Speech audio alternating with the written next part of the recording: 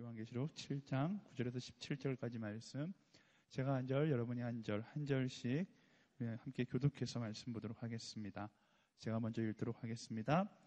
이 일 후에 내가 보았습니다. 모든 나라와 민족과 백성과 언어에서 나온 아무도 셀 수 없는 큰 무리가 흰 옷을 입고 손에 종려나무 가지들을 들고 보좌 앞과 어린 양 앞에 서서 큰 소리로 외쳐 말했습니다.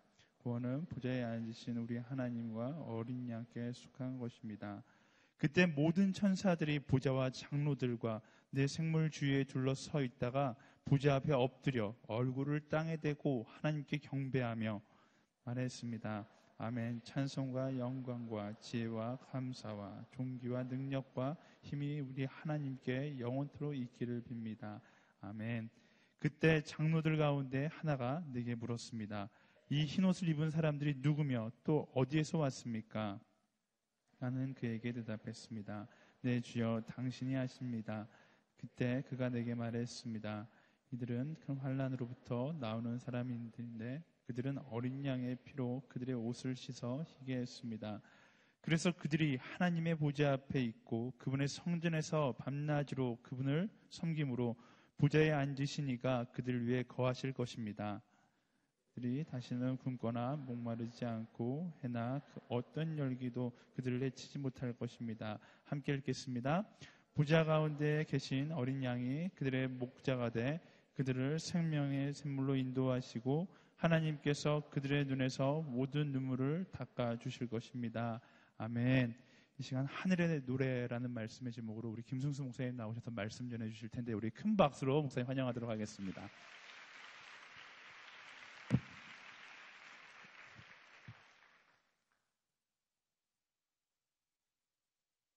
할렐루야. 오늘 이 밤에 임하신 살아계신 하나님께 감사의 박수 다시 올려드리겠습니다. 주님을 찬양합니다. 아멘. 여러분 너무너무 잘 오셨습니다. 오늘은 우리 화요성령 집회가 특별한 예배로 드려지고 있는데요.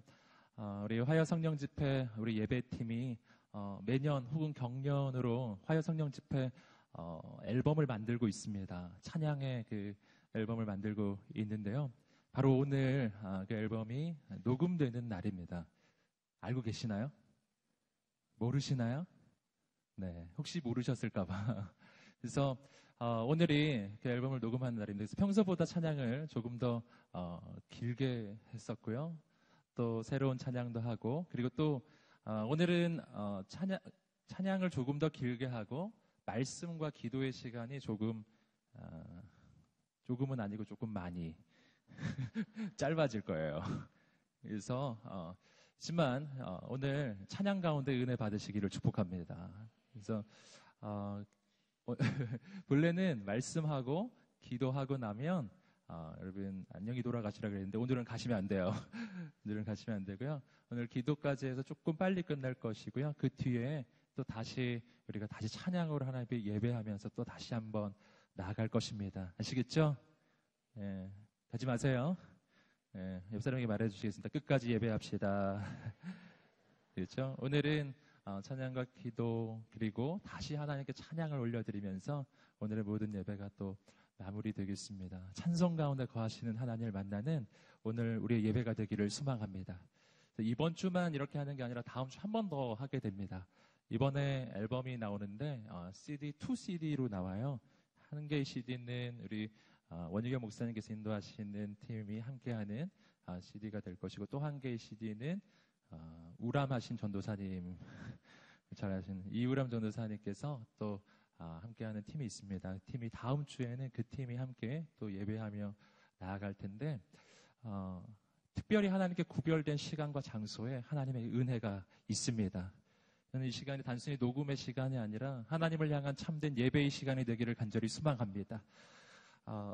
우리 오늘의 화요성령 집회 그리고 대학 청년부에서 이 예배 앨범을 만드는 이유가 있습니다. 그것은 이 시대 이 땅 가운데 예배의 회복이 필요하기 때문입니다. 저는 오늘 이 시대 이 땅 가운데 특별히 젊은이들 가운데 예배 부흥의 역사가 일어나게 되기를 소망합니다. 날이 갈수록 성경이 말하죠. 날이 갈수록 모이기를 패하게 될 것이라고 모이기가 어려워질 것이라고 성경이 이야기하는데 마치 그것처럼 이 시대는 진짜 모이기가 어렵고요. 함께 예배하는 자리에 청년들이 모이는 것을 보기 어려워지는 시대를 우리는 살고 있습니다. 하지만 저는 오늘 우리가 이 시대의 흐름 속에 그냥 그 흐름에 밀려가는 인생이 아니라 그 흐름을 거슬러서 이 시대의 거룩한 영적인 역사를 다시 한번 이루어내는 거룩한 하나님의 역사를 보게 되기를 소망합니다. 저는 오늘 우리가 그러한 하나님의 역사에 쓰임받기를 소망합니다. 이 땅에 예배의 회복이 필요합니다. 이 땅에 청년들이 어디서 살게 될까요? 많은 사람들은 청년들의 회복을 위해서 여러 가지 정치, 경제, 사회, 문화적인 어떤 방법이 필요하다고 이야기하지만 그러나 그러한 모든 것들은 다 미봉책에 불과한 거예요. 이 시대 진짜 청년들이 죽어가는 가장 본질적인 이유는 하나님을 잃어버렸기 때문입니다. 하나님 만나야 회복되는 줄 믿습니다.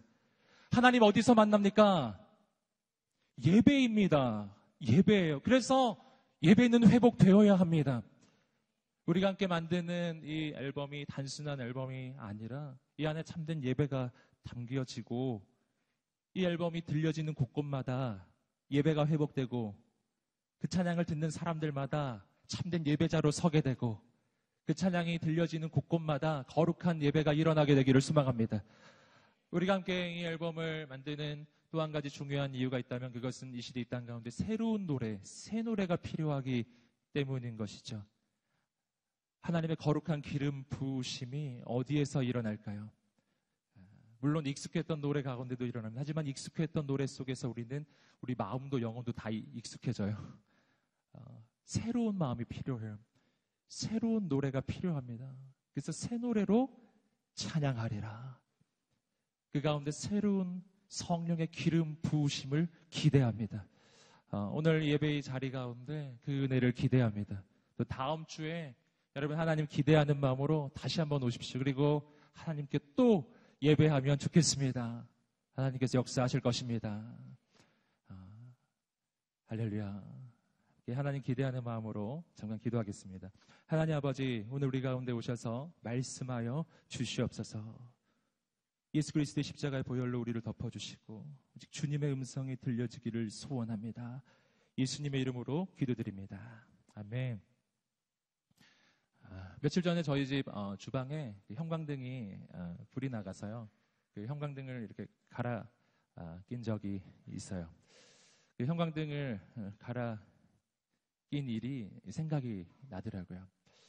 여러분, 형광등에 불이 들어오려면 몇 가지 조건이 필요합니다. 그것은 뭐냐면 형광등이 이상이 없어야 할 것이에요. 형광등 자체가 이상이 없어야 해요. 또 한 가지 조건이 필요해요. 뭐가죠? 전기가 들어오고 있어야 돼요. 전기. 그런데 전기가 들어오고 형광등이 이상이 없을지라도 또 한 가지가 일어나야 돼요. 뭐가 일어나야 될까요? 그것은 형광등이 그 형광등 소켓에 소켓 거기에 정확하게 끼워져야 하는 거예요. 네. 그러니까 이 세 가지가 확인돼야 되는 거죠. 형광등이 지금 고장이 났는지, 만약 불이 안 들어오면 형광등이 고장이 났는지, 두 번째는 전기가 들어오는지, 세 번째는 이게 잘 끼워졌는지예요. 이 세 가지의 역사가 일어나야 형광등에 불이 들어오는 역사가 일어나요. 저는 이게 오늘 우리의 인생하고 참 마찬가지인 것 같아요. 여러분, 오늘 우리의 인생에 불이 꺼지는 순간이 있어요. 내 영혼에 불이 꺼지는 순간이 있어요. 왜 그럴까요?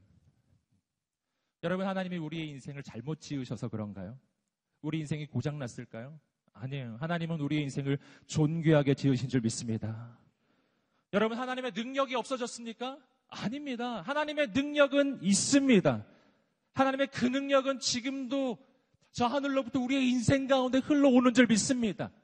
하나님의 능력도 있고 하나님은 내 인생을 존귀하게 지으셨는데 왜 때로 내 인생은 무기력하고 왜 때로 내 인생은 절망스럽고 때로 내 영혼에 불이 나간 것 같은 마치 그런 느낌을 받을까요? 그것은 마치 뭐하고 비슷하냐면 금방 말씀드린 것처럼 형광등이 다 괜찮은데 그 소켓의 정확한 제자리에 끼워지지 않았을 때 불은 결코 들어올 수 없는 것과 같은 거예요. 내 인생에 하나님 나를 존귀하게 지으셨고 하나님 능력이 분명 흘러오고 있음에도 불구하고 내 인생에 불이 나간 것 같은 가장 중요한 본질적 이유는 어쩌면 내 영혼이 제자리에서 벗어났기 때문인지 몰라요. 그러면 어떻게 해야 회복의 역사가 일어날까요? 내 영혼이 제자리를 찾아 들어가는 것입니다. 내 영혼이 끼워져야 할 정확한 그 소켓에 내 영혼이 끼워지는 거예요. 내 영혼이 거기에 끼워지는 순간 내 인생에 불이 들어올 거예요. 마치 떨기나무에 하늘로부터 불이 임하는 것처럼, 오순절 마가다락방에 성령의 불이 임하는 것처럼이, 마치 엠마오로 걸어가던 그 두 제자 가운데 예수님이 오셔서 말씀을 들려주시고 그들의 인생 가운데 그들의 영혼에 성령님이 임하시고 믿음이 생겨나기 시작했을 때 그들의 마음이 뜨거워졌던 것처럼, 그들의 식어가던 영혼에 불이 들어오는 것처럼요. 여러분, 마치 그렇게 우리 인생에 우리 영혼에 불이 들어올 거예요. 내 인생이 제자리를 찾을 때. 여러분, 내 영혼이 있어야 할 제자리는 어디일까요? 성경은 우리 인생이 있어야 할 제자리, 그 자리를 예배의 자리라고 이야기해요. 이사야 43장 21절 말씀입니다. 이사야 43장 21절 말씀 읽어보겠습니다. 시작. 이 백성은, 아멘. 이 백성은 내가 나를 위하여 지었나니 나를 찬송하게 하려 함이니라. 하나님께서 우리 인생을 지으신 목적이에요. 이사야 43장 21절의 말씀에서 하나님은 우리 인생을 지으신 목적을 단 한 가지로 이야기합니다. 그것은 하나님을 찬송하게 하기 위함이에요. 내 인생이 지어진 목적은 하나예요. 오직 하나예요. 하나님 찬양하기 위해 지어진 인생이라는 것입니다. 여러분, 자, 여기서 우리는 우리 인생을 바라보는 새로운 관점을 하나 발견하는 거예요. 여러분, 내 인생이 혼잡하고 복잡한 이유가 있어요. 여러분, 내 인생이 무기력한 까닭이 있습니다. 내 인생이 불이 나가버린 이유가 있어요. 그 이유는 내 인생의 가장 본질적이고 중심적인 목적이 한 가지를 잃어버렸기 때문이에요.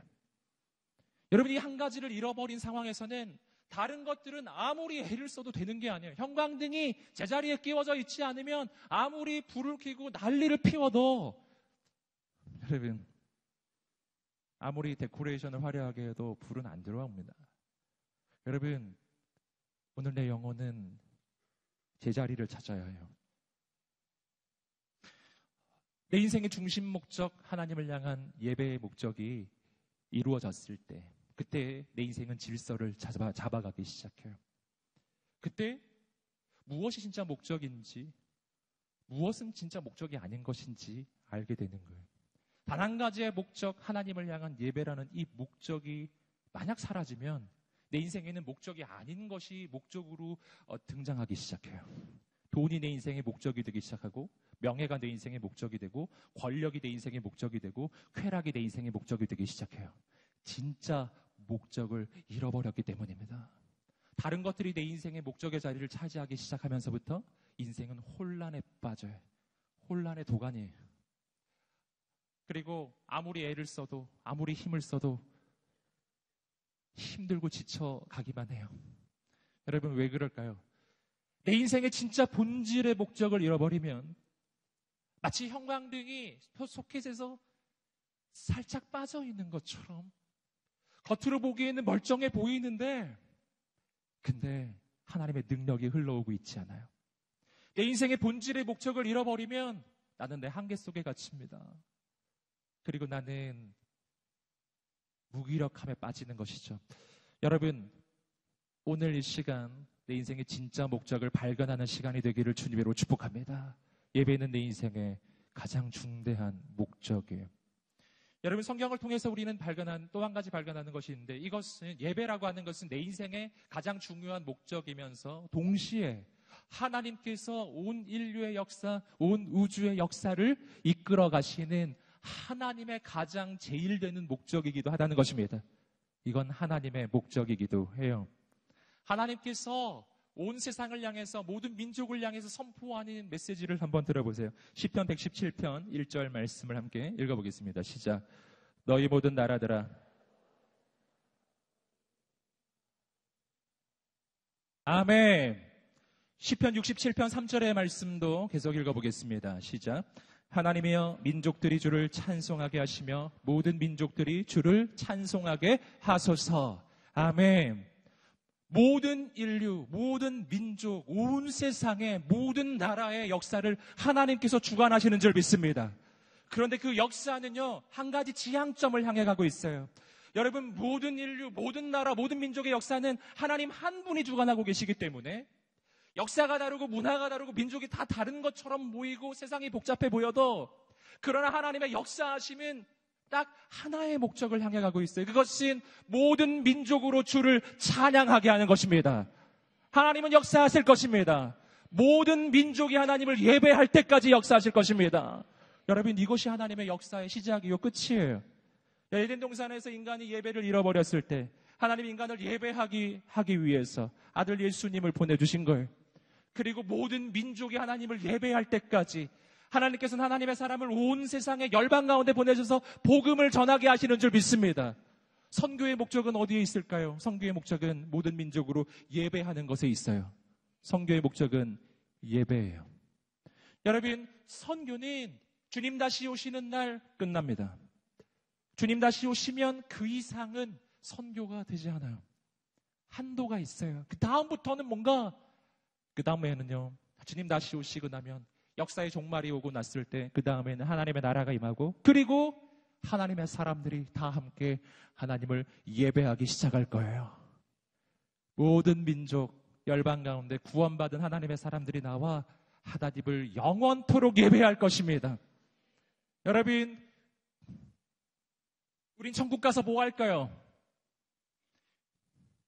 예배할 것입니다. 우린 천국 가서 뭐 할까요? 우리는 찬양할 것입니다. 할렐루야. 아멘. 우린 모두 다 천국 찬양팀이라는 거예요. 오늘 앞에 찬양팀 잘하죠? 네. 네.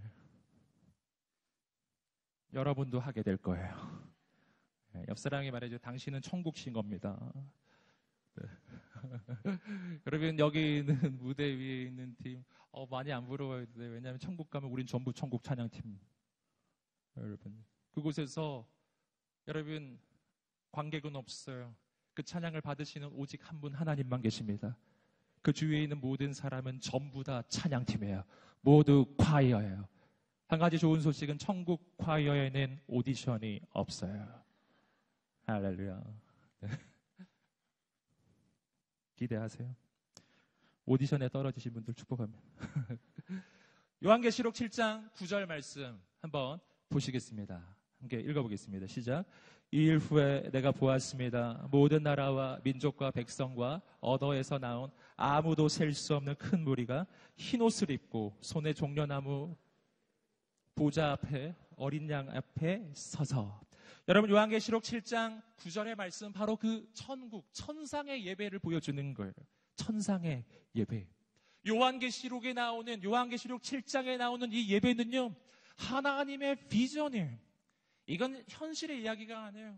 먼 훗날에 주님 다시 오시고 나서 저 천국에서, 저 천상의 세계에서 역사의 종말이 이루어지고 나서 하나님의 사람이 거기서 뭐 하는지 보여주는 하나님의 비전인 줄 믿습니다. 여러분, 그곳에 여러분 한 사람 한 사람이 있게 되기를 축복합니다. 여러분, 거기에 우리는 하나님을 예배하는 예배자들이 있음을 보게 되는데, 어떤 사람들인가? 말씀을 통해서 크게 두 가지를 발견하는데, 첫 번째는 뭐냐면 모든 나라와 민족과 백성과 언어에서 나온 아무도 셀 수 없는 큰 무리. 어디서 왔다고요? 한국에서 왔나요? 미국에서 왔나요? 캐나다입니까? 아니죠. 모든 나라와 모든 민족과 모든 언어로부터 여러분 하나님의 사람들이 나옵니다. 자, 여기서 우리가 주목할 것은 뭐냐면은 하나님 나라의 이 예배자에는 제한이 없다라는 거예요. 나라의 제한이 없어요. 민족의 제한이 없어요. 인종의 제한이 없어요. 그리고 또 하나 발견합니다. 단 한 민족도, 단 한 나라도, 단 한 언어도 예외가 없다는 것입니다. 오늘 말씀에서 나왔죠? 모든 언어, 모든 민족, 모든 나라예요. 할렐루야. 자, 여기서 우리는 아주 중요한 한 가지 사실을 알아요. 바로 이렇기 때문에 우리가 모든 민족, 모든 나라, 모든 언어에게 가서 복음을 전해야 하는 거예요.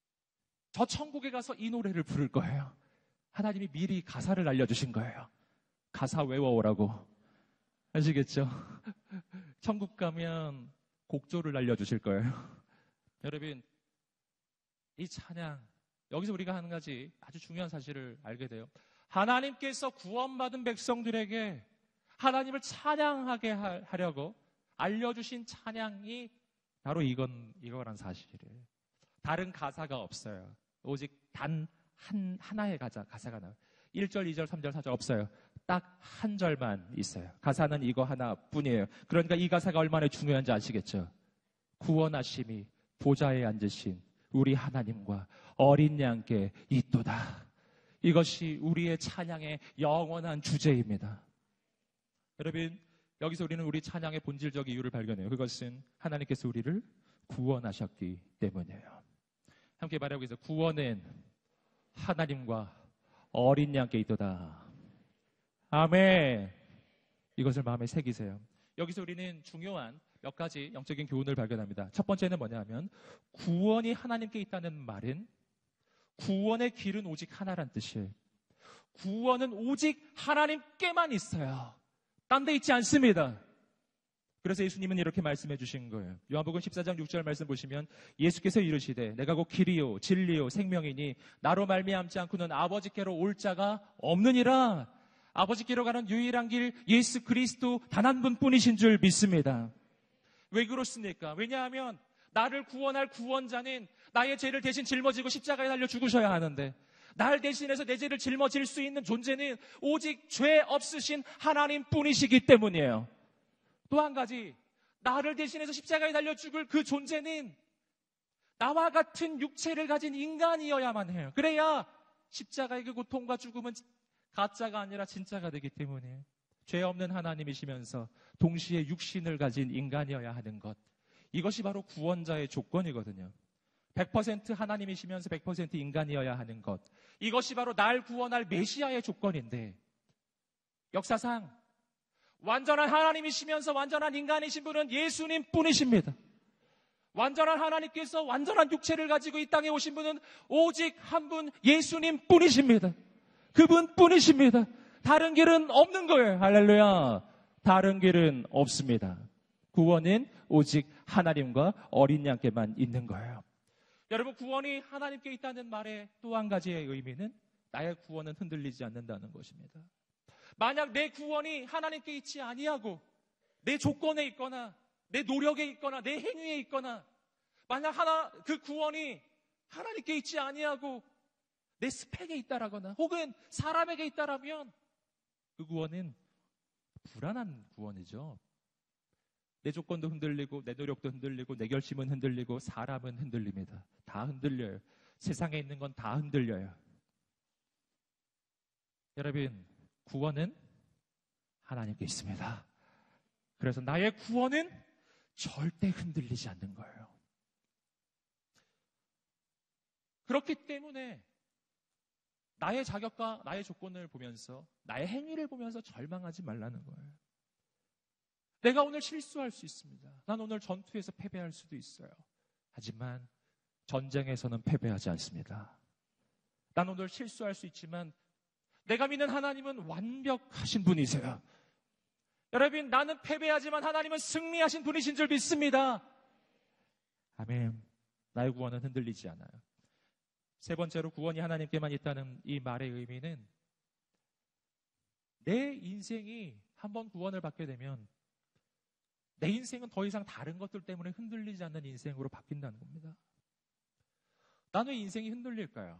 왜? 시시때때로 흔들릴까요? 그 까닭은 내 구원이 하나님께만 있다고 믿지 않고 다른 데 있다고 믿기 때문에.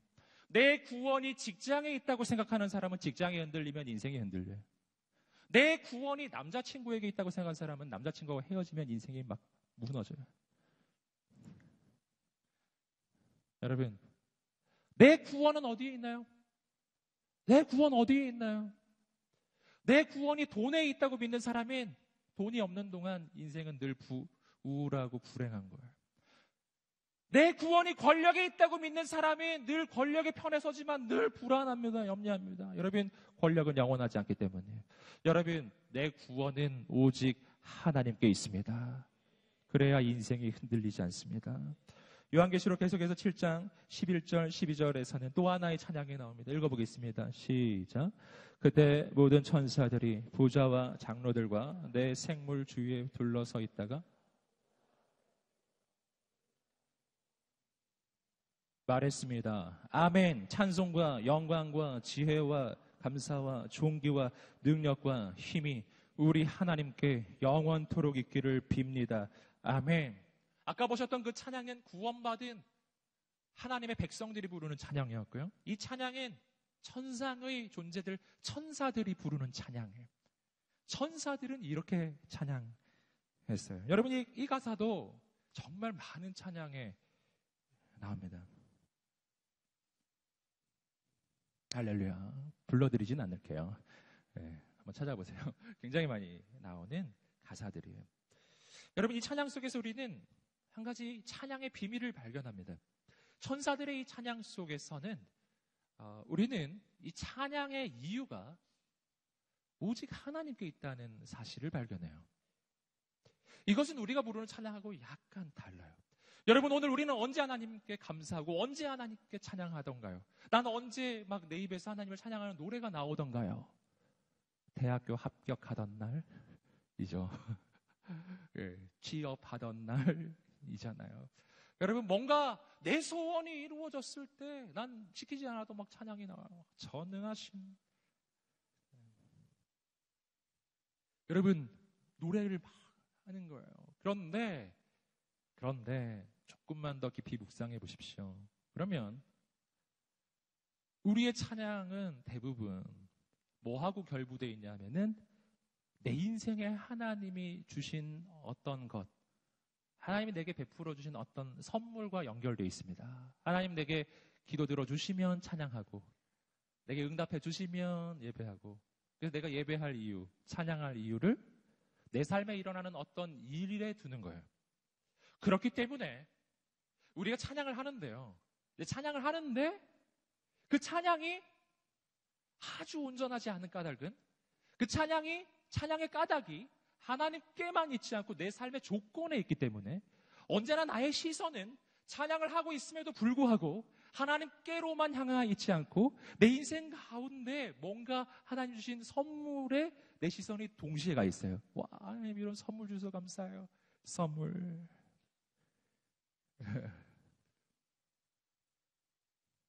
우리 그런 비유 많이 하잖아요. 아빠가 아이에게 선물을 해주었는데 아이가 아빠는 보지 않고 선물만 보고 있어요. 선물 너무 좋아, 너무 좋아. 근데 아빠는 전혀 보지 않아요. 그러면 섭섭하지 않겠어요? 여러분, 오늘 우리는 천사들의 찬양 가운데 이 찬양이 다르다는 것을 알게 돼요. 오직 하나님만이 찬양과 영광과 존귀와 지혜와 감사와 힘과 이 땅의 모든 좋은 것들은 전부 다 하나님만 받으시기에 합당하십니다. 여기 찬양의 이유가 어디 있어요? 어디서 좋은 일이 있었나요? 없잖아요. 찬양의 이유가 없어요. 찬양의 이유는 딱 하나가 나와요. 그것은 하나님은 찬양받기에 합당하시다는 것입니다. 이건 마치 뭐하고 비슷하냐면요, 오늘 우리가 예를 들어서 나이아가라 폭포나 뭐 그랜드 캐년 이런 데 가가지고 다 함께 이렇게 바라보면서 감탄하는 거하고 비슷해요. 여러분, 내 인생이 기분 좋은 날에도 그랜드 캐년을 보면 감탄이 나올 거예요. 하지만 내가 슬픈 날에도 그랜드 캐년 보면 감탄할 거예요.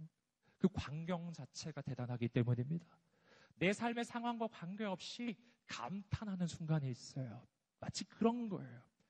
내가 하나님을 찬양하는 이유는 단 하나뿐입니다. 하나님은 찬양받기에 합당하신 분이시기 때문이에요. 찬양의 이유가 오직 하나님께만 있는 찬양, 예배의 이유가 오직 하나님께만 있는 예배.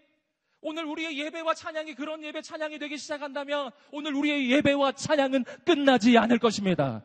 영원히 이어질 것입니다. 힘들어도 어려워도 찬양할 것입니다. 내 삶은 힘들어도 하나님은 찬양받기에 합당하신 분이시라는 것은 바뀌지 않기 때문이에요. 그리고 놀라운 비밀이 있어요. 그렇게 하나님을 예배하고 찬양하기 시작할 때 기적이 일어나는 거예요.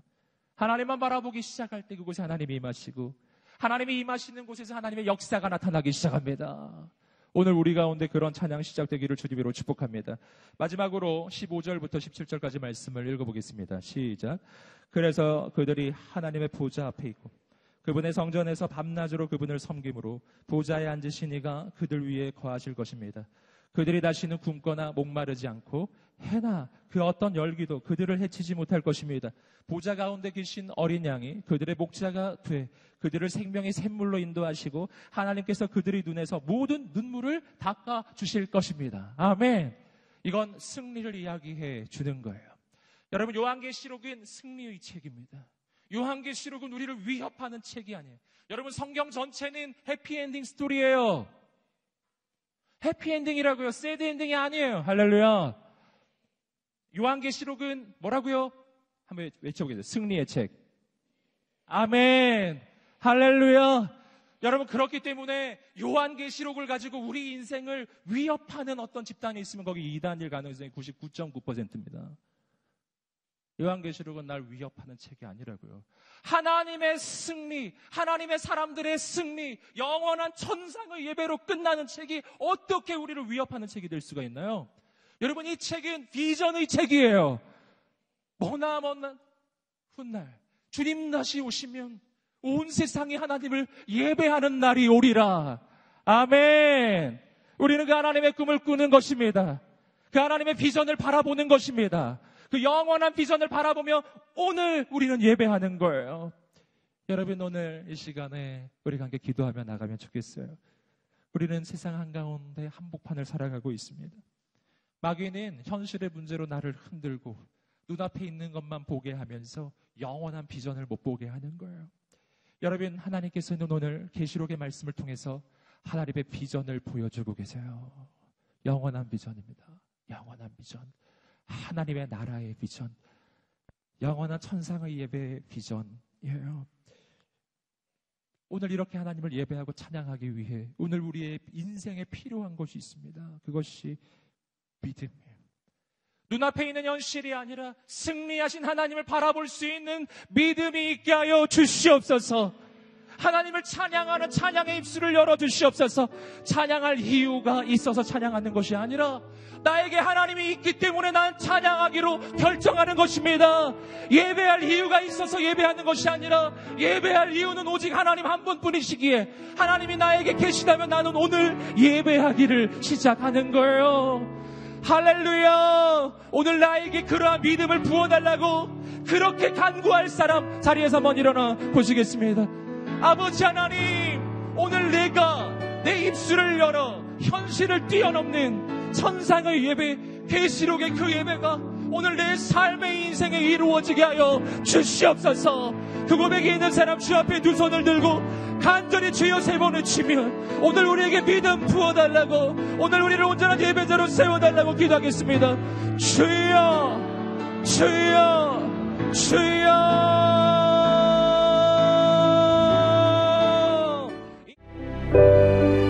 온몸으로 예수를 보여주고 싶었던, 천천히 평온하게 살고 싶었던 한 사람. 서서평.